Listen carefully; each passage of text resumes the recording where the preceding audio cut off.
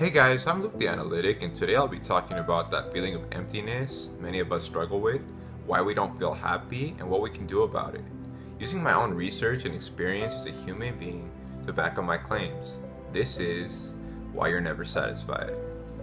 One question that's been on my mind for a very long time is, can life truly be satisfying? What I mean by this is, can you ever feel complete inside? Or will you always seek to fill up a feeling of emptiness that consumes you to your very core? Everyone wants to feel good and make life their own personal version of Shangri-La. They struggle day in and day out, clinging on the hope that one day they'll be happy.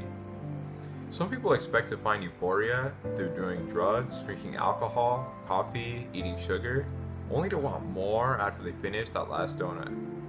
Others become workaholics to reach this ideal paradise, believing that hard work will pay off in the long run. They pile more and more on their plate in the hopes that they'll be happy, to an almost abnormal level. Sadly, this happiness is usually out of reach for many. You may accomplish your goals or solve your problems that you set out for yourself in the long run, but inevitably another will quickly take its place. This is because satisfaction doesn't necessarily come from the success of achieving one's goals. And a good example of this is with celebrities. While many continue to work because they love what they do, others are working out of a drive for higher levels of fame and status.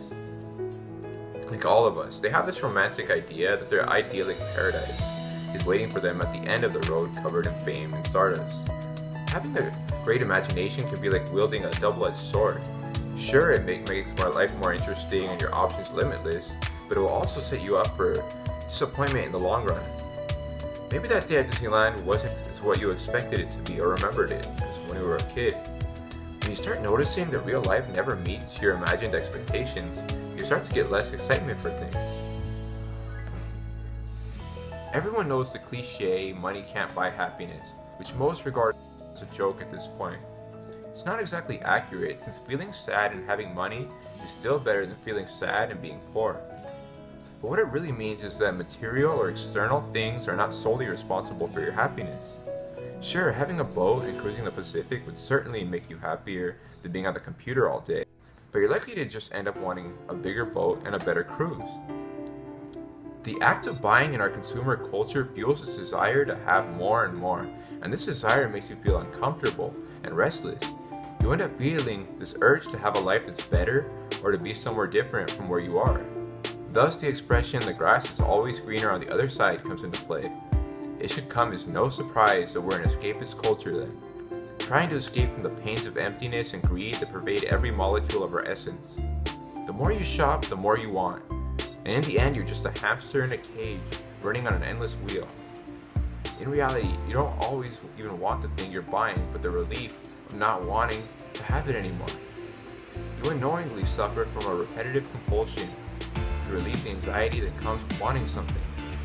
They say the definition of insanity is doing the same thing over and over again, expecting different results.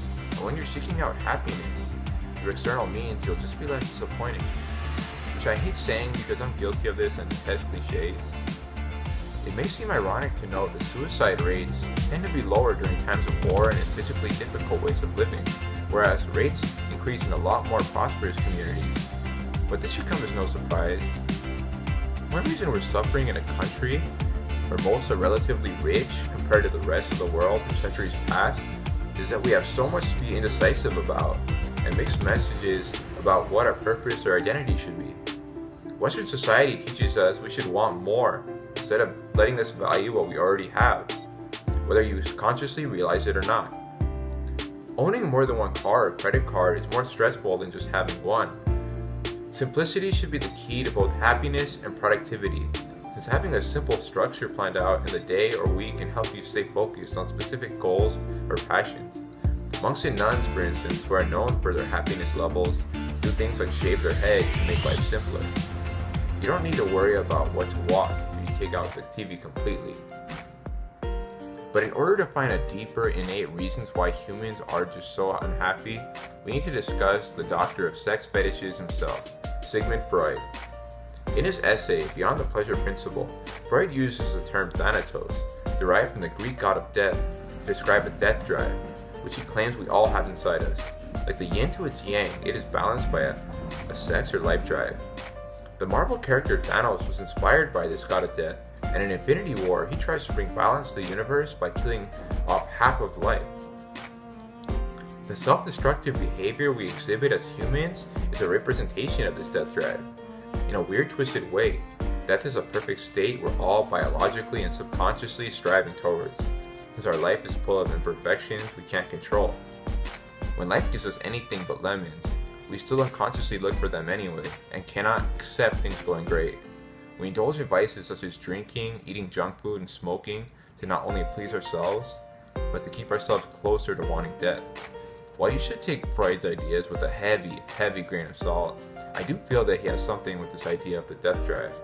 It keeps us in a state of balance with our desire to live. This is why it's just not possible to feel satisfied every minute of the day, because your emotions are constantly being regulated by these dual forces. But just because your body wants you to be miserable, it doesn't mean you can't trick it from time to time. Anyone can use strategies like cognitive behavioral therapy to make them appreciate life more. And trust me, it's definitely helped more than anything else has. And while even I hate the word acceptance more than any other, because who wants to accept anything, you've got to accept that you'll always have a dark cloud of dissatisfaction waiting for any moment to strike. But perhaps this feeling of dissatisfaction is keeping you alive and successful at the same time. In the same way your body sweats to remind you to get out of hot environments, dissatisfaction signals that you should be doing something more fruitful.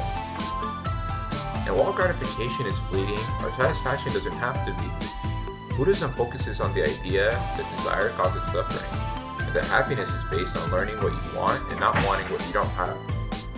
Focus on realistic goals instead of waiting for life to one day take you somewhere under the rainbow. Take a breath of fresh air every day to celebrate yourself and relish the journey. So that does it for today, guys. I hope you got something out of this, as somber as it was. Don't forget to like and subscribe to stay up to date with more thoughtful content. Time to get back to the daily grind and do something satisfying, whatever that may be. Till next time.